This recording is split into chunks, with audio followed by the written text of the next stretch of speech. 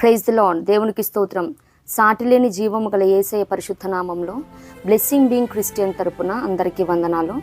మరి మన series A to Z Christian ట్రేడ్స్లో భాగంగా ఆల్ఫాబెట్ C, కన్ఫెస్, ఒప్పుకో, దీన్ని కీవర్డ్స్గా మనం ప్రొవర్బ్స్ 28:13, సామెతలు 28:13, అతిక్రమములను దాచిపెట్టువాడు వర్ధిల్లడు, వాటిని ఒప్పుకొని విడిచిపెట్టువాడు కనికరము పొందును. ఈ మాట మీద మనం ధ్యానిద్దాము. యాక్చువల్లీ పరిశుద్ధ గ్రంథంలో ఒప్పుకోవటం అంటే ఇంకా అనేకమైన సందర్భాలు ఉన్నాయి. అంటే మనం ఏదన్నా అందరి ముందు చెప్పినది అది ఒప్పుకోవటం అని, అలాగే విడిపిస్తానని ఒప్పుకోవటం అని, ఒక బాధ్యత తీసుకుంటానని ఒప్పుకోవటం, వాగ్దానాన్ని ఒప్పుకోవటం, నిబంధనను ఒప్పుకోవటం, ఇట్లా అనేకమైన సందర్భాలలో వినియోగించడం జరిగింది. కానీ అలాగే యేసునామాన్ని ఒప్పుకోవటం అని. కానీ మనం అతిక్రమాలు, దోషాలు, ఇలా ఈ సినోనిమ్స్తో వచ్చే వాటిని అతిక్రమాలని ఒప్పుకోవటం, వాటిని విడిచిపెట్టడం, మరి దానివల్ల కాన్సిక్వెన్సెస్ కానీ, ఒప్పుకొని విడిచిపెట్టినప్పుడు మనం పొందుకునే ఆత్మీయ అనుభవాలను కానీ, ఒప్పుకోకపోతే ఏం జరుగుతుంది, మరి ఒప్పుకుంటే ఏ మేళను చూస్తాము, అలాగే ఏ రీతిగా ఒప్పుకోవాలి, ఎప్పుడు ఒప్పుకోవాలి, వీటన్నిటిని ఈరోజు ధ్యానిద్దాము. మొట్టమొదటిగా చూసినట్లయితే అసలు ఏమి ఒప్పుకోవాలి? ఒప్పుకోవటం, మామూలుగా ఒప్పుకోవటం అన్నది ఫస్ట్ మనం ఏదైతే పరిస్థితిలో ఉన్నామో దాన్ని గ్రహించి, కన్ఫెషన్ మీనింగ్ ఏంటంటే the acknowledgement of sinful in the public or private regarded as to obtain divine forgiveness. మనం చేస్తున్నది, మనం ఉన్న స్థితిని గుర్తెరిగి, అది అందరి ముందు కానీ ప్రైవేట్గా కానీ మనం దేవుని క్షమాపణని, ఆయన దయని కోరుకునే విధంగా ఒప్పుకోలు చేసుకోవటం, దీన్ని కన్ఫెస్ అంటారు. అలాగే ఏమి కన్ఫెస్ చేయాలి, అసలు ఏమి ఒప్పుకోవాలి చూసినట్లయితే మన పాపాలను ఒప్పుకోవాలంట. మత్తయి సువార్త 3:6 ఉంటుంది. అలాగే 1 యోహాను 1:9 కూడా ఉంటుంది. రెండోది చూసినట్లయితే దోషమును, ఫస్ట్ మనం ఏం ఒప్పుకోవాలి, కన్ఫెస్ ఆర్ సిన్స్.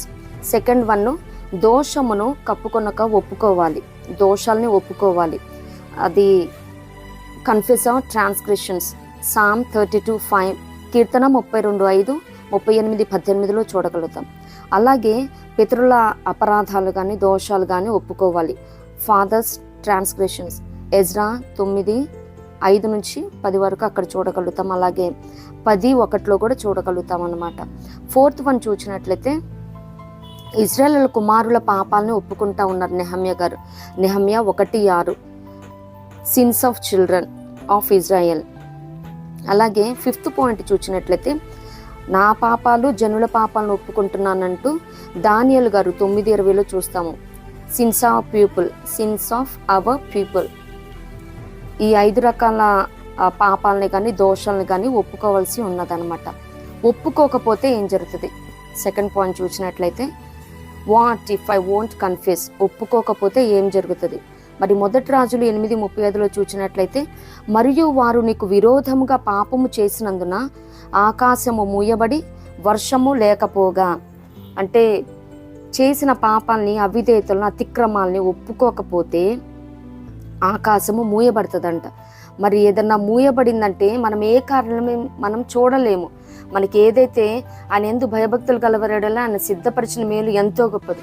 మరి ఆ మేలు కానీ, ఆశీర్వాదాలు కానీ, దీవెనలు కానీ, శుభకార్యాలు కానీ, మరి ఏ రీతిగా అయినా పరిచర్యలలో ఆత్మల ఫలింపు కానీ, ఇవన్నీ మనం చూడాలంటే మన ముందు మార్గం తెరవబడాలి, అవి సరళం చేయబడాలి.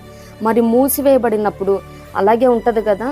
ఐజయా 55లో 59:1, యెషయా 59:1-2 రక్షింపక నేరక ఉండున్నట్లు యెహోవా హస్తం కుర్చీ కాలేదు, విననేరక ఉండున్నట్లు ఆయన చెవులు మందం కాలేదు. కానీ మనకి, మన దేవునికి మన దోషాలు అడ్డుగా వస్తున్నాయి అంట. మరి ఇవి కూడా మూయబడ్డాయి అంటే మన దోషాలు, అవిధేయతలు, పాపాలు అడ్డుగా ఉన్నంత వరకు మరి మార్గము తెరవబడదు. మరి నిశ్చయముగా మనం ఒప్పుకోవాలి. ఒప్పుకోకపోతే మూయవేయబడుతుంది. అలాగే వర్షము లేకపోగా, మరి వర్షం చాలా అవసరమే ఉన్నది కదండి. మరి భూమిని తడపాలి, వర్షాన్ని మరి ఆశీర్వాదంతోనూ అలాగే అభిషేకంతో కూడా పోలుస్తూ ఉంటారు. మరి మన విశ్వాస యానంలో ఆశీర్వాదం కావాలి, అభిషేకం కావాలి, రెండు బ్యాలెన్స్ చేసుకోవాలి. రెండు లేకపోయినా కానీ మరి ఈ విశ్వాస జీవితంలో బీటలు బారిపోతావు అనమాట. మనం వాడిపోతాము, విశ్వాసంలో పడిపోతాము, దిగజారిపోతాం అన్నమాట. సో మనకి ద్వారాలు ఆల్ ద టైం మనకి తెరిచి ఉంచాలి, మరి అవి సరళము చేయబడాలి. అలాగే వర్షము కూడా ఆయన దీవెనల వర్షమేమే కానీ, పరిశుద్ధాత్మాభిషేక వర్షమేమే కానీ నిశ్చయముగా మనం పొందుకోవాలి. కాబట్టి మరి ఒప్పుకోవాలి. ఒప్పుకోకపోతే ఈ రెండు మూయబడతాయి కాబట్టి మనం ఒప్పుకోవాలి. అలాగే థర్డ్ పాయింట్ చూసినట్లయితే ఒప్పుకోలుకు పరిహారం, కాంపన్సేషన్ ఫర్ ఆ కన్ఫెషన్. మరి ఒప్పుకుంటే ఏ మేలులు జరుగుతాయి, ఏ పరిహారాన్ని దేవుడిస్తూ ఉన్నాడు. మొదటిగా చూసినట్లయితే బిల్ ద బ్రోకెన్, పడిపోయినవి కట్టబడను. నెహమ్యా 2:1-9. మరి అక్కడ నెహమ్యా గారు ఒప్పుకుంటా ఉన్నారు, మరి ఈ రీతిగా చేశారు మా పితరులు, వారి దోషులను నేను ఒప్పుకుంటా ఉన్నాను, మా పితరులు ఈ రీతిగా మరి మీ ఎదుట పాపం చేశారని, మరి యెరూషలేము గోడలో కాల్చబడని తెలిసినప్పుడు చాలా దుఃఖంతో ఒప్పుకున్నప్పుడు మరి రాజుగారిని వెళ్ళైతే తాను సహాయం కూడా అడగలేదు. కానీ ఎప్పుడైతే ఒప్పుకొని విడిచిపెట్టారో నిజముగా అక్కడ జరిగింది ఏంటంటే, రాజుగారు మరి ఎవరి సహాయం అయితే మనం ఆశిస్తూ ఉన్నామో, వారిని వెళ్ళి అడగాలనుకుంటామో, ఒప్పుకొని విడిచిపెట్టినప్పుడు ఏం జరుగుతుందంటే ఆశ్చర్య రీతిగా, అద్భుత రీతిగా ఆయన వారినే ప్రేరేపించి అడిగేలా చేస్తారు. మరి రాజుగారు అంటా ఉన్నారు ఇక్కడ, మరి ఏంటి నువ్వు ఎప్పుడు ఇట్లా లేవు, అయ్యో ఓకే ఆల్ రైట్, ఏమన్నా వ్యాధి ఉందా, బాధ ఉందా అని అడుగుతూ ఉన్నారు. రెండోదిగా నీ మనవి ఏంటి, ఏం కావాలి నీకు అంటున్నారు. మూడోదిగా మరి అతను ఇలా అని చెప్పినప్పుడు సెలవు కావాలంటే లీవ్ శాంక్షన్ చేశారు. ఫోర్త్ వన్ చూసినట్లయితే మరి ఆయనకి ఏమేం కావాలో ఆ తాకిదులు కూడా రాయించి ఇవ్వటం జరిగింది. Issued and authorized letter. And fifth one చూసినట్లయితే ప్రొవిజన్, ఏమేం కావాలి సామాగ్రి, మరి అవి కట్టబట్టానికి. అలాగే స్పెషల్ జెడ్ కేటగిరీ ప్రొటెక్షన్ కూడా ఇచ్చారన్నమాట. మరి మనం ఒప్పుకొని విడిచిపెట్టినప్పుడు మన మీద ఏవైతే పితరుల అవిధేయతలు, పాపాలు, దోషాలు మరి రూల్ చేస్తూ ఉన్నాయో అవన్నీ గిల్గాలు వలె దుర్లించవేయబడినప్పుడు మనం అడగకుండానే దేవుడు ఎవరైతే కరెక్ట్ పర్సన్ మనకి సహాయం చేయగలుగుతారో వారినే ప్రేరేపిస్తాడు. దేవునికి స్తోత్రం. సెకండ్ వన్ చూసినట్లయితే స్వస్థత, హీలింగ్. యాకోబు 5:16 చూసినట్లయితే మొదటిగా మనం స్వస్థత కోసం ప్రార్థించాలంటే పాపములు ఒప్పుకోవాలంట. మొదటిగా పాపం ఒకరితో ఒకరిని ఒప్పుకొని ఒకరి కొరకు ఒకరు ప్రార్థన చేస్తే స్వస్థత యాకోబులో చూడగలుగుతాం అన్నమాట 5:16. అలాగే యోహాన్ 5:14 చూసినట్లయితే సిన్ నో మోర్ అని యేసే అంటా ఉన్నారు. యోహాను సువార్త 5:14. మరి పక్షవాయు గల వారిని చూచి ఇదిగో స్వస్థత నొందితివి, మరింత కీడు పాపం చేయకుండా ఉంటాను, పాపం చెయ్యొద్దంటారు. మరింత కీడు కలగకుండా ఉండాలంటే మరి స్వస్థత పొందుకోకుండా ఉండటానికి పాపం కూడా అడ్డుగా ఉంది. కాబట్టి అవి ఒప్పుకొని విడిచిపెడితే స్వస్థత. మరి అది ఏ రీతిగా ఫిజికల్గా అయినా స్పిరిచువల్గా అయినా హీలింగ్ కావాలంటే మరి ఒప్పుకొని విడిచిపెట్టినప్పుడు మరి దేవుడు ఫర్గివ్ చేస్తారు, అలాగే హీలింగ్ కూడా ఇస్తారన్నమాట. కనికరం. మూడోది వచ్చేసినట్లయితే కంపాషన్. మరి మన కీవర్డ్స్ ఉంది కదా, సామెతలు 28:13. మరి అతిక్రమంలో దాచిపెట్టువాడు వర్తిల్లడు, వాటిని ఒప్పుకొని విడిచిపెట్టువాడు కనికరాన్ని పొందుకుంటాడని. అలాగే 1 తిమోతి 1:14 తెలియక అవిశ్వాసం వలన చేసి తిని గనుక కనికరింపబడుతున్నానని పౌలు గారు చెప్తా ఉన్నారు. ఫోర్త్ వన్ చూసినట్లయితే పాప క్షమాపణ కలుగుతూ ఉన్నది, క్లెన్సెస్ సిన్స్. 1 యోహాను 1:9 మన పాపములు మనం ఒప్పుకుంటే క్షమించి ఆయన సమస్త దుర్నీతి నుండి మనల్ని పవిత్రపరుస్తారంట. ఫిఫ్త్ వన్ చూసినట్లయితే శాశ్వత కృప, ఎవర్ లాస్టింగ్ గ్రేస్. యెషయా 55:3 మరి దావీదుకు చూపించిన శాశ్వత కృపను మీకు చూపిదని అంటున్నారు. ఎప్పుడు మనం చేస్తున్న అతిక్రమాలను అవిధేయతల్ని ఒప్పుకొని విడిచిపెట్టినప్పుడు. అలాగే దేవుని తోడు, గాడ్స్ ప్రిజెన్స్. యెహోషువ 7:12 మరి శాపగ్రస్తమైన వారు నీ మధ్య నుండి ఉండకుండా వారిని నిర్మూలం చేస్తేనే కానీ నేను మీకు తోడే ఉండను అని చెప్తా ఉన్నారు యెహోషువ గారితో. ఆనాడు ఇజ్రాయేలు శపితమైనది చూచి ఆశించి దాచిపెట్టుకున్న విధానాన్ని బట్టి నేను మీకు తోడుగా ఉండను అంటున్నాడు. మరి ఏవైతే శాపగ్రస్తం అన్నది ఉన్నదో వాటిని ఒప్పుకొని విడిచిపెట్టాలి. నిర్మూలం చేసినప్పుడే దేవుని తోడు కాపుదల పొందుకోగలుగుతాం. అలాగే దేశానికి స్వస్థత. మరి 2వ దినవృత్తాంతములు 7:14 చూసినట్లయితే, నా పేరు పెట్టబడిన నా జనులు తాము తగ్గించుకొని ప్రార్థన చేసి నన్ను వెతికి చెడు మార్గాలను విడిచినడల్లా వారి పాపను క్షమించి వారి దేశాన్ని స్వస్థపరుస్తాను. మరి ఇప్పుడు మన దేశం గొప్ప విగ్రహారాధనతో చెడిపోయింది, పాడైపోయింది. మన దేశాన్ని మనం బాగు చేసుకోవాలంటే నిత్యముగా మనం తగ్గించుకోవాలి, ప్రార్థన చేయాలి, వెదకాలి. మన చెడు మార్గాలను విడిచిపెడితే మన దేశాన్ని దేవుడు స్వస్థపరుస్తానంటా ఉన్నారు. మరి ఏ రీతిగా కూడా మరి మనం వెనుదిరిగి చూడకూడదు, విడిచిపెట్టేయాలి అక్కడనే. మరి వెనుదిరిగి చూస్తే ఉప్పు స్తంభంలాగా మన ముందున్న కార్యాలు మనం చూడలేక అక్కడే ఫ్రీజ్ అయిపోతాము. మరి వెన్నుకున్నవి మరిచి ముందున్న వాటికి వేగిరపడాలి కదా, ఫిలిప్పీ 3:13 ప్రకారం. మరి విడిచిపెట్టేయాలి, ఏమాత్రం కూడా మరి వాటిని ఆశించకూడదు, వెనుదిరిగి చూడకూడదు, విడిచిపెట్టేయాలి. 8th పాయింట్ చూసినట్లయితే బ్యాప్టిజం మత్తయి 3:9. మరి పాపాలను ఒప్పుకొని బ్యాప్టిజం పొందిరని ఉంది యోర్దాను నదిలో. అలాగే 9th పాయింట్ చూసినట్లయితే ఆకాశమును తెరిచి వర్షాన్ని ఇస్తానని, open the heaven of good treasures and rain. మరి మొదటి రాజులో చూసాం కదా 8:35లో, మరి మీకు విరోధంగా చేసిన పాపాన్ని ఒప్పుకొని విడిచిపెడితే ఈ స్థలము తట్టు తిరిగి ప్రార్థన చేసిన ఎడల నీవు ఆకాశమందు విని నీ దాసులైన ఇశ్రాయేలులకు నీ జనమును పాపమును క్షమించి వారు నడవవలసిన సన్మార్గమును వారికి చూపించి భూమి మీద వర్షము కురిపింపుము అని మొదటి రాజులు 8:36లో చూస్తాను. అలాగే ద్వితీయోపదేశ కాండము 28:12లో చూసినట్లయితే, యెహోవా నీ దేశము మీద వర్షము దాని కాలమందు కురిపించుటకును నీవు చేయు కారమంతటిని ఆశీర్వదించుటకును ఆకాశమును తన మంచి ధననిధిని తెరచును, నీవు అనేకులకు అప్పిచ్చేదవు కానీ అప్పు చేయవు. మరి ఇదేంటంటే మన పాపాలను ఒప్పుకున్నప్పుడు ఏ ఆకాశాన్ని అయితే మూసివేశానని మొదటి రాజులు 8:35లో చెప్తా ఉన్నాడో ఆ ఆకాశాన్ని తెరచి వర్షాన్నిచ్చి మరి దీవెనకరమైన వర్షాన్ని కురిపిస్తాడంట. అప్పుడు మనం అనేకులకు అప్పిస్తాం కానీ అప్పు చేయమంట. మరి ఇది మానిటరీ ఇష్యూస్లో మాత్రమే కాదు, కానీ ఎవరికైనా మనం ధైర్యం చెడిన వాడిని బాగు చేయటానికి, మరి ఇతరులు వచ్చి మనకి నిరీక్షణ పుట్టించడం మాటలు చెప్పటం కాదు, కానీ మనమే వారికి మాట సహాయాన్ని చేసే రీతిగా, మనమే వారిలో ధైర్యాన్ని నింపే సహాయకరమైన మాటలు ఇచ్చేవారంగా, స్వస్థతనిచ్చే మాటలను ఇచ్చేవారంగా, వారికి ప్రార్థించేవారంగా, మనం అన్ని విషయాల్లో కూడా వారికి కప్పిచ్చేవారుగా ఉంటాం. పైవారుగా ఉంటాం కానీ కింది వారుగా ఉండం, తలగా ఉంటాం కానీ తోకగా ఉండం, ఎప్పుడు మనం ఒప్పుకొని విడిచిపెట్టినప్పుడు. అలాగే మెయిన్ సబ్హెడ్డింగ్ మనం 4th వన్ చూసినట్లయితే, what if you deny to confess. ఒప్పుకోకుండా బొంకితే ఆర్ ఒప్పుకోవటానికి వ్యతిరేకిస్తే, ఒప్పుకోకుండా అబద్ధం ఆడితే ఏం జరుగుతుంది చూసినట్లయితే పనిష్మెంట్, శిక్ష వస్తుందంట. 2 రాజులు 5:1-27 చూస్తాం కదా. అక్కడ నయమాను తన కుష్టివ్యాధితో మరి ఇజ్రాయెల్ చిన్నది చెప్పినప్పుడు మరి ఎలీషా గారి దగ్గరకు వస్తారు.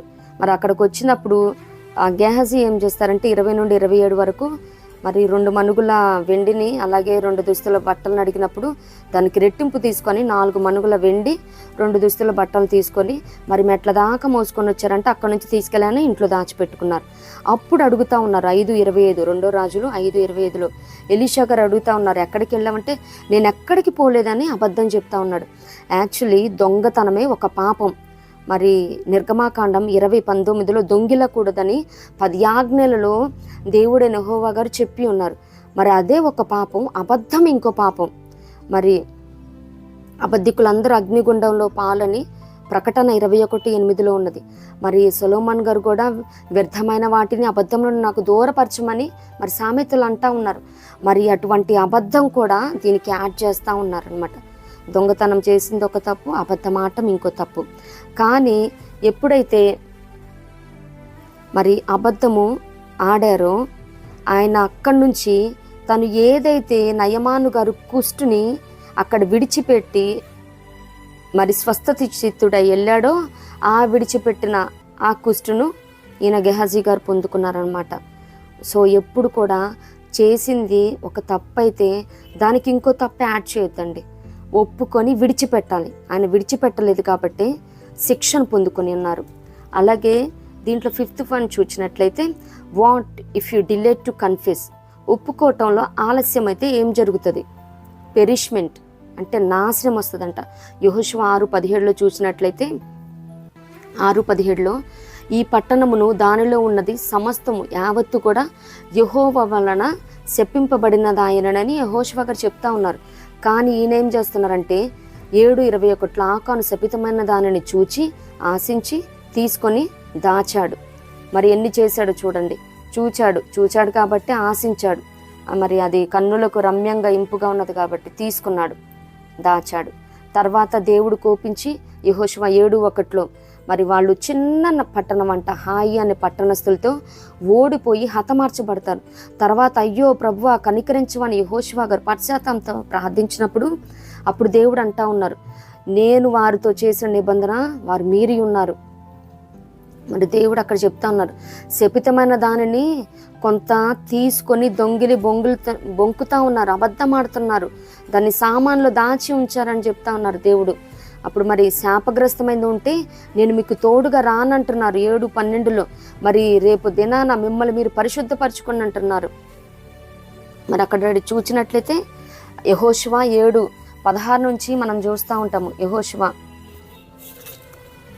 7:16 నుంచి చూసినట్లయితే కాబట్టి యెహోషువ మరి ఎక్కడెక్కడ తప్పు జరిగిందో దేవుడు చెప్పేశాడు కదా, ఎందుకు ఇట్లా హాయి వారి మీద ఓడిపోయారు హతమార్చబడ్డారని చెప్పినప్పుడు, కాబట్టి యెహోషువ ఉదయమున లేచి ఇశ్రాయేలులను వారి గోత్రముల వరుసను బట్టి దగ్గరకు రప్పించినప్పుడు యూదా గోత్రము పట్టబడెను. యెహోషువ 7:16 నుంచి చూస్తున్నాం. యూదా వంశమును దగ్గరకు రప్పించినప్పుడు జెరహీల వంశము పట్టబడెను. జెరహీల వంశమును పురుషుల వరుసను దగ్గరకు రప్పించినప్పుడు జబ్ది పట్టబడెను. అతడును అతని ఇంటి పురుషుల వరుసను దగ్గరకు రప్పించినప్పుడు యూదా గోత్రంలోని జెరహు మునిమనుడును జబ్ది మనుడును కర్మీ కుమారుడైన ఆకాను పట్టబడెను. అప్పుడు యెహోషువ ఆకానుతో, నా కుమారుడా, ఇశ్రాయేలు దేవుడైన యెహోవాకు మహిమ చెల్లించి ఆయన ఎదుట ఒప్పుకొని. మరి చూడండి, దొంగిలిచ్చినప్పుడు అబద్ధం ఆడినప్పుడు ఆయన మహిమను మనం దొంగిలిస్తూ ఉన్నామంట. మరి ఆజ్ఞలు మీరినప్పుడు ఆయన మహిమను మనం దొంగిలించే వారంగా ఉన్నాం. కాబట్టి ఒప్పుకునే ముందు నువ్వు మహిమను, ఆయనకి రావాల్సిన మహిమను ఆయనకి చెల్లించి ఆయన ఎదుట ఒప్పుకొని నీవు చేసిన దానిని మరుగు చేయక నాకు తెలుపమని నిన్ను వేడుకొనుచున్నామని చెప్పగా, ఆకాను యెహోషువతో, ఇశ్రాయేలుల దేవుడైన యెహోవాకు విరోధముగా నేను పాపము చేసినది నిజము. దోపుడు సొమ్ములో ఒక మంచి షీనారు పై వస్త్రమును 200 తులముల వెండిని 50 తులముల ఎత్తుగల ఒక బంగారు కమ్మిని చూచి వాటిని ఆశించి తీసుకుంటుని. ఇదిగో నా డేరా మధ్య అవి భూమిలో దాచబడి ఉన్నవి. ఆ వెండి దాని క్రింద ఉన్నదని ఉత్తరమిచ్చి తాను చేసినదంతయు ఒప్పుకొనెను. చూసారా, మరొక క్రిస్టియన్గా ఏది కూడా మరి కాని దాన్ని చూడకూడదు, ఆశించకూడదు. నీ పొరుగువాన్ని దేనిది ఆశించకూడదని కూడా నిర్గమాకాండం 20లో మనం చూస్తూ ఉంటాము. 10 ఆజ్ఞల్లో ఒకటి. మరి ప్రతి క్రిస్టియన్గా మనది కాని దాని వైపు, అది వ్యక్తే కానీ వస్తువే కానీ మన చూపు కూడా దాని మీద పడకూడదు. చూస్తే మరి ఏం జరుగుతుంది? మనది కాదు కాబట్టి పొరిగుంట పుల్లకూర రుచి అన్నట్టు అది బాగోందైనా కానీ ఆశ పుట్టేస్తుంది. మరి కన్నులకు రమ్యంగా ఉంటుంది. మరి తినకూడదని చెప్పినప్పుడు అవ్వమ్మ గారు దాన్ని చూచి అది కన్నులకు అందంగా రమ్యంగా ఉంది. ముందు యోబు గారు వల్లే మన కన్నులతో ఒక క్రిస్టియన్గా నిబంధన చేసుకోవాలి. చూడటం వల్లే కదా ఇదంతా జరిగింది. మరి ఆయనతోనే పోయిందా? మరి అక్కడ ఏం జరిగింది? అబద్ధం ఆడాడు, పనిష్మెంట్తో పోయింది. అది అతను ఒక్కడితో గెహాజీ గారితో వచ్చింది. మరి ఇక్కడ ఇంత ఘోరాతి ఘోరంగా మరి తన కుటుంబమే శపించబట్టానికి. మరి 24 చూస్తే, తరువాత యెహోషువ ఇశ్రాయేలులందరూ జెరహు కుమారుడైన ఆకాను నా వెండిని పై వస్త్రము నా బంగారు కమ్మిని ఆకాను కుమారులను కుమార్తెలను ఎద్దులను గాడిదలను మందను డేరాను వానికి కలిగిన సమస్తమును పట్టుకుని ఆకోరు లోయలోనికి తీసుకుని వచ్చిరి. అప్పుడు యెహోషువ, నీవేళ మమ్మను బాధపరిచితివి, నేడు యెహోవా నిన్ను బాధపరచుననగా ఇశ్రాయేలులందరూ వారిని రాళ్లతో చావగొట్టిరి. వారిని రాళ్లతో కొట్టిన తర్వాత అగ్ని చేత కాల్చి వారి మీద రాళ్లను పెద్ద కుప్పగా వేసిరి. అది నేటి వరకు ఉన్నది. అప్పుడు యెహోవా కోపోద్రేకము విడిచిన వాడై మళ్ళుకొనెను. అందుచేత నేటి వరకు ఆ చోటికి ఆకోరులోయ అని పేరు, బాధలోయ. మరి చూసారా, శపితమైన దానిని మరి దేవుడు వద్దు అని చెప్పిన తర్వాత దొంగిలించడమే 10 ఆజ్ఞల్లో ఒకటి. అందున శపితమైన దానిని మరి చూచి ఆశించి దొంగిలి దాచాడు కాబట్టి ఇంత పెద్ద శిక్ష, నాశనాన్ని, కుటుంబస్తులతో సహా నాశనానికి దారి తీసింది. మరి ఒక క్రిస్టియన్గా మనం బట్టి మరి మన కుటుంబస్తులు, మన సమస్తాన్ని మరి మనం నాశనానికి దారి తీసేవారిగా ఉంచొద్దండి.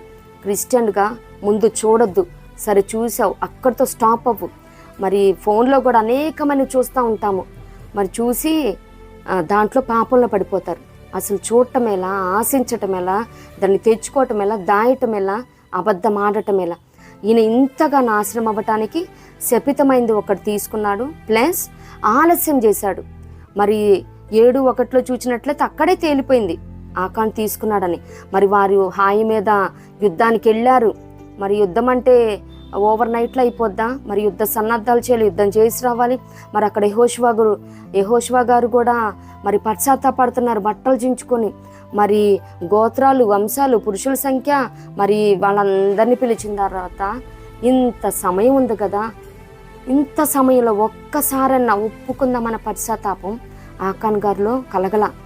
మరి తర్వాత ఒప్పుకున్న ఏం లాభం? ఆలస్యం అయిపోయింది.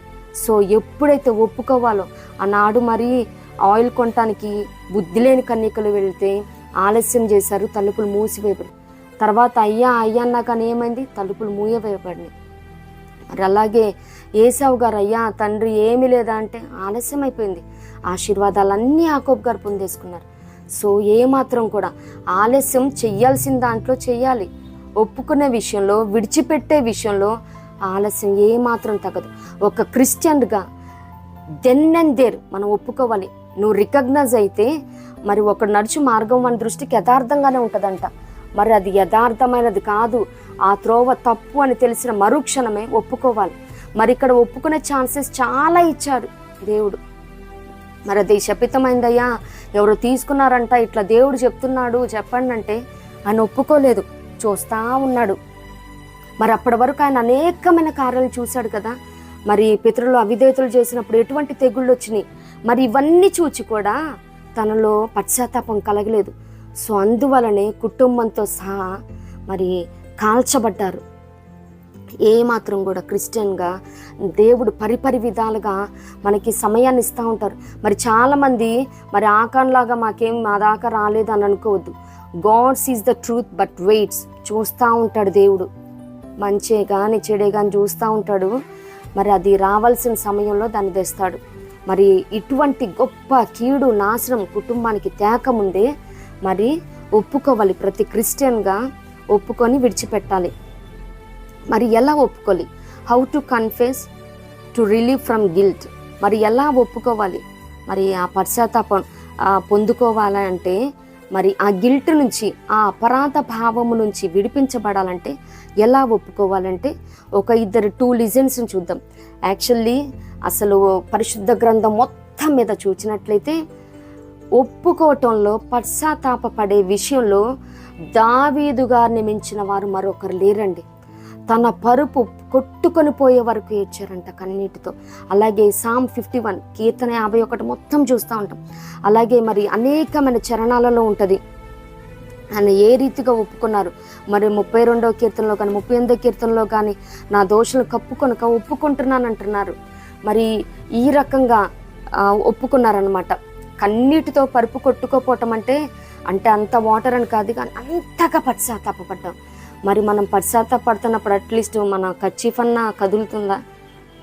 సో మనం ఆలోచించుకోవాలి. ఒక క్రిస్టియన్గా నువ్వు ఎంత పాపం చేశావో, ఎంత విస్తారమైన పాపాలు చేశావో, అంతగా సమృద్ధి అయిన కృప కావాలంటే అంత విస్తారమైన మరి ఒప్పుకోలు, పశ్చాత్తాపం కలిగి ఉండాలి. మరి ఇంతగా ఒప్పుకున్న అతను కానీ ఒక్క సింగిల్ లైన్లో మరి ఎలా ఒప్పుకున్నాడంటే ఇన్ 1 సింగిల్ వర్డ్లో ఒప్పుకుంటా ఉన్నారు. Then and their resolution, conclusion కూడా దేవుడు ఇస్తూ ఉన్నాడు. ఏమన్నారు అక్కడ? నాతాన్ గారు వచ్చి నువ్వు ఇలా చేసావు అని అన్నప్పుడు ఒక్కటే మాట అంటున్నాడు, I have sin against the lord. 2 Sam 12 and 13లో నేను యెహోవాకు విరోధంగా పాపం చేశానని ఒప్పుకుంటా ఉన్నాడు. వెంటనే ఆయన చెప్పిన మాటకి పశ్చాత్తాప హృదయంతో చెప్పాడు కాబట్టి కనికరించబడ్డాడండి నిజముగా. మరి వెంటనే మరి నువ్వు చేసిన దాన్ని బట్టి నీ బిడ్డ చనిపోతాడని చెప్పి నాతాను గారు ఇంటికి కూడా వెళ్ళిపోయినట్టు చూస్తాం. 1 సమూయేలు 12:15లో ఈ మాటను చూస్తూ ఉన్నాం అన్నమాట. నిశ్చయముగా మనం మరి ఈ మాట ఎందుకు చెప్తా ఉన్నానంటే, యాక్చువల్లీ మరి నాకు ఎట్లా ఒప్పుకోవాలో తెలియదండి అని ఈ రకంగా అంటూ ఉంటారు కదా. ఈ మాటకి ప్రతిఫలంగా ఏంటంటే మనం ఒప్పుకోని బద్ధులమై ఉన్నామన్నమాట. నువ్వు మంచి హృదయంతో మరి శుద్ధ హృదయంతో ఒక్క మాట పలికినా కానీ దేవుడు క్షమించే దేవుడై ఉన్నాడు. మరి తాను చేసిన తప్పుకి బదులు ఇంతటి ఒప్పుకోలు పశ్చాత్తాపాన్ని చూపించారు కాబట్టి దేవుడు మరి అనేకమైన ఆధిక్యతలు మరి ఆశీర్వాదాలని పరిశుద్ధాత్మ దేవుడు తనకి అనుగ్రహించడం జరిగింది. 1 సమూయేలు 13:14లో చూసినట్లయితే ఆయన తన చిత్తానుసారమైన మనస్సు గలవాడంటూ ఉన్నారు. మరి 1 సమూయేలు 15:28లో మరి ఇజ్రాయెల్ రాజ్యాన్ని ఇచ్చి ఉత్తముడు దావీదు ఉత్తముడు అంటా ఉన్నారు. 1 సమూయేలు 16:13లో చూసినట్లయితే తృణీకరించబడిన కుటుంబస్తుల మధ్య వారందరి ముందు అభిషేకాన్ని ఇచ్చిన దేవుడు. 1 సమూయేలు 16:18లో మల్టీ టాలెంటెడ్, మరి చమత్కారంగా వాయించగలడంట, బహుశూరుడంట, మాట నేర్పరంట, రూపసంట, యెహోవా తోడు కలిగిన వాడు. మరి 1 సమూయేలులో చూసినట్లయితే 17:5లో గొల్యాతును చంపాడు. మరి 1 సమూయేలు 17:51లో ఒక్క వడిసెలతో గొల్యాతును చంపాడు, జైంట్ గొల్యాతుని. 1 సమూయేలు 22:1-3లో తనే శ్రమల్లో అదుల్లాం గృహలో ఉంటే 400 మందిని ఆశ్రయం ఇచ్చి ఆదరించాడు. మరి యెషయా 9:7లో సర్వకాలము దావీదు సింహాసనం స్థిరపరచబడునని మాట పొందుకున్నాడు. మరి యెషయా 55:3లో శాశ్వత కృపను పొందుకున్నాడు. అంటే దావీదుకు చూపిన శాశ్వత కృపను నేను మీకు చూపుతానన్నాడు. మరి పరిశుద్ధ గ్రంథంలో మొట్టమొదటిగా నోవా గారు కృపను పొందుకున్నాడు. మరి నోవా చూపిన కృపను మీకు చూపుతానని అనట్లేదు, కానీ శాశ్వతమైన కృపను చూపుతానన్నాడు. దావీదు గారికి శాశ్వతమైన కృపనిచ్చాడు. అంటే నోవా గారిని నేను తక్కువ చేయట్లేదు, అంటే దావీదు గారు తనకున్న పశ్చాత్తాపాన్ని బట్టి, తనకున్న ఒప్పుకోలు మంచి మనసును బట్టి శాశ్వత కృపను చూపాడని మాత్రమే చెప్తున్నాను. అలాగే మరి తను శత్రువు కుటుంబానికి, తనైతే శత్రువుగా అనుకోలేదు, సౌలు గారు తినని శత్రువు అనుకున్నారు.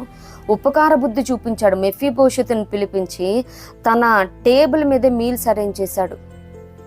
మరి యేసయ్యకే తండ్రి అయ్యాడండి, ఇంకెంతకంటే ఏం కావాలి. దావీదు కుమారుడా నన్ను దాటి వెళ్ళవద్దని మరి లోక 18:38, మత్తయి సువార్త 1:6, మరి 18, మరి లోక 1:26లో నిజముగా మరి 2 సమూయేలు 7 చూసినట్లయితే 7:11 నుంచి మనం 17 దాకా చూచుకున్నట్లయితే, నీ శత్రువుల మీద నీకు జయమిచ్చి నీకు నెమ్మది కలుగజేసి ఉన్నాను. మరియు యెహోవానగు నేను నీకు తెలియజేయనదేమనగా, నేను నీకు సంతానము కలుగజేయుదును. నీ దినములు సంపూర్ణమగున్నప్పుడు నీవు నీ పితరులతో కూడా నిద్రించిన తరువాత నీ గర్భంలో నుండి వచ్చిన నీ సంతతిని హెచ్చించి రాజ్యమును అతనికి స్థిరపరిచెదను. అతడు నా నామ ఘనత కొరకు ఒక మందిరమును కట్టించును. అతని రాజ సింహాసనమును నేను నిత్యముగా స్థిరపరిచెదను. నేను అతనికి తండ్రినై ఉండును, అతడు నాకు కుమారుడై ఉండును. అతడు పాపము చేసిన ఎడల నరుల దండముతోను మనుషుల తగులు దెబ్బలతోను అతను శిక్షింతును. గాని నిన్ను స్థాపించుటకై నేను కొట్టివేసిన సౌలునకు నా కృప దూరమైనట్లు అతనికి నా కృప దూరము చేయను. నీ మట్టుకు నీ సంతానమును నీ రాజ్యమును నిత్యము స్థిరమగును. నీ సింహాసనము నిత్యము స్థిరపరచబడును అనెను. తనకు కలిగిన దర్శనమంతటిని ఈ మాటలన్నిటిని చొప్పున నాతాను దావీదునకు వర్తమానము తెలియజెప్పాను.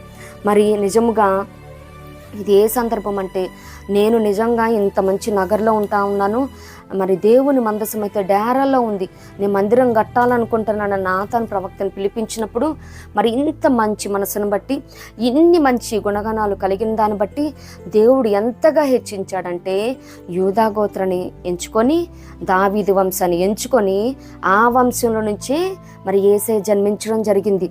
మరి నా చిత్తానుసారమైన మనుషుడు అని ఈ మాట నిజంగా దేవుడు తనను గురించి చెప్తా ఉన్నాడనమాట. A man after God's own heart అని అంటా ఉన్నా. ఈ 2 మాటలు చాలండి. దావీదు గారి జీవితం నిజంగా ధన్యం అన్నమాట. అలాగే he is the hero from the old testament, ఒక మంచి లిజెండ్ అనమాట మనం ధర్మశాస్త్ర కాలంలో చూసినట్లయితే. అలాగే ఇంకో లిజెండ్ని న్యూ టెస్టిమెంట్లో నుంచి చూద్దామన్నమాట. He is none other than Saint Paul. మరి సౌలు గారు ఏ రీతిగా కన్ఫెస్ చేసుకున్నారు? రెండో చూసినట్లయితే హీ కన్ఫెస్డ్ ఇన్ సైలెన్స్. అపోస్తల కార్యంలో 9:3-9 చూసినట్లయితే అకస్మాత్తుగా ఆకాశం నుండి ఒక వెలుగు అతని చుట్టూ ప్రకాశించెను. సౌలా సౌలా, నీవేళ నన్ను హింసించుచున్నావు అని తనతో ఒక స్వరము పలుకుట వినెను. ప్రభువా, 5వ వచనంలో, ప్రభువా నీవెవడని అతడని అడుగగా ఆయన, నేను నీవు హింసించుచున్న యేసును. మరి 6లో చూసినట్లయితే మరి యేసును అన్న తర్వాత అతను మరి మౌనంగానే ఉన్నాడు, ఏ మాట కూడా మాట్లాడలేదు. దావీదు గారు, I have sinned against the lord, నేను యెహోవా ఎదుట తప్పు చేశాను అని ఒప్పుకున్నారు. ఇక్కడ ఈయన సైలెంట్గా ఉన్నారు. నిజముగా ఆ సైలెన్స్లో దేవుడు మరి సియోనులో మౌనంగా ఉండుట నీకు స్తుతి చెల్లించుటని కీర్తన 65:1 ఉన్నట్టు సైలెన్స్లో దేవుడు మన స్తుతుల్ని స్వీకరిస్తారు. అలాగే సైలెన్స్లో మరి మన పాపాలను కూడా పరిహరించే దేవుడే ఉన్నాడు. మరి అక్కడ వెలుగు ప్రకాశించును, అతని చుట్టూ వెలుగు ప్రకాశించునని మనం చూస్తూ ఉన్నాం కదా. దేవుడు దర్శించినప్పుడు నీ ముఖకాంతిలో నా రహస్య పాపములు కనబడుచున్నవి. మరి ఆ కనబడిన పాపాలని ఆ సైలెన్స్లో కన్ఫెస్ చేసుకున్నారు. మరి కీర్తన 98వ చరణంలో మనం చూస్తూ ఉన్నాం ఆ ముఖకాంతిలో. మరి నేను అనుకుంటా ఉన్నాను నిజముగా ఆ సైలెన్స్లోనే అబ్రివేషన్ ఒకటి చూద్దాము. SILENCE. Yes, Saul said, I in love and emotion no more cruel ever. అంటే దేవునితో చెప్తా ఉన్నాడు సౌలు గారు ప్రేమతో, మంచి భావోద్వేగంతో, అయ్యా ఇంక నేను ఈ పాపం చేయను, ఇంత దుర్మార్గంగా ఇక మరెన్నడను ప్రవర్తింపనని ఆ సైలెన్స్లోనే ఒప్పేసుకున్నాడు. దేవునికి స్తోత్రం. మరి ఇంత మంచిగా ఆయన ఒప్పుకొని బట్టి మరి ఒప్పుకోవటం మాత్రమే కాదు కానీ ఒప్పుకొని విడిచిపెట్టినప్పుడు మరి దావీదు గారు ఏ రీతిగా మరలా ఆ పాపాన్ని చేయలేదో విడిచిపెట్టేశారో మరి ఈయన కూడా ఒప్పుకొని విడిచిపెట్టినప్పుడు మరి 1 తిమోతి 1:13 చూస్తాం, నమ్మకమైన పరిచారకుడిగా చేశారంట. అలాగే కనికరించబడ్డాడు. మరి అపోస్తల కార్యం 9:13 పరిశుద్ధాత్మాభిషేకాన్ని అనుగ్రహించాడు. అపోస్తల కార్యం 9:15 ఇతడు నేను ఏర్పరచుకున్న సాధనమై ఉన్నాడని అననీయ ప్రవక్త చెప్తా ఉన్నాడు. మరి అపోస్తల కార్యం 16:14-16 లుదియా కుటుంబాన్ని రక్షించారు. మరి అపోస్తల కార్యం 16:16 పుతోన్ అనే దెయ్యాన్ని విడిపించాడు. ఒక క్రిస్టియన్గా మనము ఏవేవైతే ఒప్పుకొని విడిచిపెట్టినప్పుడు దావీదు గారికి ఏవేవైతే అనుభవాల్ని మనం చూచి ఉన్నామో మరి తృణీకరించబడిన వారి ముందే అభిషేకాన్ని పొందుకున్నారు. ఉత్తముడని మరి అలాగే జైంట్ గొల్యాతుని చంపి ఉన్నాడు. అంటే మనకు ఎదురుగా ఏమున్నా కానీ ఒప్పుకొని విడిచిపెట్టినప్పుడు అది ఎంత పెద్ద సమస్య అన్నా కానీ సాధించగలుగుతామని. అలాగే దెయ్యపు కార్యాలు వాటి శక్తులన్నిటి మీద అధికారాన్ని ఇస్తాడు దేవుడు. మరి అపోస్తల కార్యాలు 16:25-34 చూస్తే అక్కడ మరి పాడి స్తుతించినప్పుడు ఒప్పుకొని విడిచిపెట్టిన తర్వాత జరిగిన సంభవాలు ఇవన్నీ. ఖైదీల్లో విశ్వాసాన్ని పురిపించారు. అలాగే జైలు అధికారి కుటుంబానికి రక్షణ. మరి తెలియబడని దేవునికని జ్ఞానవంతులు మరి ఏదెన్స్ వారు ఆరాధిస్తున్నప్పుడు క్రీస్తు బోధ వారికి తెలియజేయడం జరిగింది. అపోస్తల కార్యం 17:22. అలాగే అపోస్తల కార్యం 18:5-11 చూస్తే ఈయన బోధిస్తున్నప్పుడు యూదులు ఎదురాడినప్పుడు నీకు హాని చేటుకు ఏది కూడా ఎవరు నీ మీదకు రారని బలపరిచారు. మరి అపోస్తల కార్యం 27-12 చూసినట్లయితే యవ్వనస్తుడు ఐతుకు చనిపోయినప్పుడు బతికించాడు. మరి ఏదైతే మరి మన కళ్ళ ముందు ఇవి నిర్జీవమైన క్రియలు ఉన్నాయో మరి అవి మనకి సజీవంగా అవి మరి కార్యాలు జరగాలి, నెరవేర్చబడాలంటే ఒప్పుకొని విడిచిపెట్టినప్పుడు అవి నిర్జీవమైన క్రియలు ఏవి మనకి కావలసి నిర్జీవమై ఉన్నాయో మరి అవి చలించట్లేదో మూవ్ అవ్వట్లేదో మనం ఒప్పుకొని విడిచిపెట్టినప్పుడు నిత్యంగా కార్యాలన్నిటినీ దేవుడు సజీవమై బలము గలదై సాధ్యపరిచి నడిపించే దేవుడు. అలాగే మరి యాక్ట్స్ 26:1-23 చూసినట్లయితే రాజుల ముందు సైతం గొప్పగా సాక్ష్యం ఇచ్చి సువార్తను ప్రకటన చేశారు అగ్రిపరాజు ముందు నిలిచి. అలాగే 2 కొరింథీ 12:9 మరి బలహీనంగా ఉన్నానయ్యా అని ముమ్మారు ప్రార్థించినప్పుడు నా కృప నీకు చాలంటూ బలపరిచాడు. మరి అపోస్తల కార్యం 27 ఓడ బద్దలైన వేళ విశ్వాసాన్ని స్థిరపరిచి అనేకుల విశ్వాసాన్ని పురుకొల్పరిచాడు అన్నమాట. అలాగే మరి యాక్ట్స్ 28లో చూసినట్లయితే విషసర్పం కాటు వేసినా కానీ సజీవంగా ఉంచి ఉన్నారనమాట. అసలు వీటన్నిటిని మించి ఒక 2 మెయిన్ స్టేట్మెంట్స్ మరి దావీదు గారికి ఏ రీతిగా నా హృదయానుసారుడు అని దేవుడు స్టేట్మెంట్ చేశారో, అలాగే దావీదు కుమారుడు అని అనిపించుకుని ఉన్నారో పౌలు గారి జీవితంలో ఒప్పుకొని విడిచిపెట్టినప్పుడు మంచి పోరాటం పోరాడితిని. 2 తిమోతి 4:7 నా పరుగును కడముట్టి తిని విశ్వాసం కాపాడుకుంటుని నా కొరకు నీతి కిరీటం ఉంచబడను. మరి అనేకమైన కిరీటాలు ఉన్నాయి కదా, ఈయన కొరకైతే నీతి కిరీటం ఆయన చూసినాడు కాబట్టి అంత గొప్పగా మరి సాక్ష్యం ఇస్తాను. నీతి కిరీటం అని, మహిమ కిరీటం, రక్షణ కిరీటం, అపరంజి కిరీటం, ఇలా అనేకమైన ఉన్నాయి. ఆయన కొరకు నీతి కిరీటం ఉంచబడిందంట. మరి 1 కొరింథీ 11:1 చూసినట్లయితే నేను క్రీస్తును పోలి నడుచుకున్న ప్రకారము మీరు నన్ను పోలి నడుచుకునడి. దేవునికి స్తోత్రం. ఇంత what strong determination and bold and brave statement అండి. ఎంత గ్రేట్గా అంటే ఎంత బ్రేవ్గా ధైర్యంగా సాక్ష్యం ఇస్తుంది. No other devotee given such a bold statement. మనం పరిశుద్ధ గ్రంథం మొత్తం చూస్తే నన్ను పోలి నడుచుకోండి అని చెప్పిన ఏకైక one and only the great legend is none other than Saint Paul. మరి ఇంత గొప్పగా అంటే క్రీస్తును పోలి క్రీస్తుని ధరించి ఆయన నడుచుకొని ఉన్నారు కాబట్టి మరి నేను యెరూషలేంలో కాలు పెట్టింది మొదలు ఇప్పటి వరకు ఎటువంటి కన్సిస్టెంట్ మెయింటైన్ చేశానని సంఘస్థులతో చెప్తున్నట్టు అటువంటి స్థిర విశ్వాసాన్ని ఆయన కలిగి ఉన్నారనమాట. మరి ఇంత మాత్రమే కాదు కానీ మరి కొంతమంది అంటూ ఉంటారు, నాకు ఇలా సైలెంట్గా ఉంటాం, ఒక్క వర్డ్లో ఒప్పుకోవటం కూడా తెలియదండి. అంటే నువ్వు నిజంగా మరి దేవుడు అనేక పరిపరి విధాలుగా ఒప్పుకోవటానికి మనకి మార్గాలను ఇస్తూనే ఉంటాడు, చాయిసెస్ ఇస్తూనే ఉంటారండి. నిజంగా నువ్వు దేవుని ప్రేమిస్తే మరి ఆయన కృప కనికరం పొందుకోవాలి, ఇంకా మరెన్నటికని ఈ పాపం నేను చేయకూడదు, ఈ పాపంలో నుంచి బయటకు రావాలి అని పశ్చాత్తాపం కావాలని మరి నీ హృదయం పశ్చాత్తాపంతో నింపబడితే వీటిని ఒప్పుకోవాలన్న మనసు రావటమే ఆలస్యం అండి. దేవుడు నిజంగా మౌనాన్ని ఒక్క మాటను అంగీకరించిన దేవుడు నీ మనసు పశ్చాత్తాపంతో విడిచిపెట్టాలన్న మనసు నీలో వస్తే ఆ మరుక్షణమే కనికరించి క్షమించి ప్రేమించే దేవుడు అంటాడు. మరి చూద్దాం లూకా సువార్త 15:19 చూసినట్లయితే మరి తప్పిపోయిన కుమారుడు ఇలా నేను చెప్దాము అని అనుకుంటాడు అంతే. లూకా సువార్త మరి 19 లూకా సువార్త 15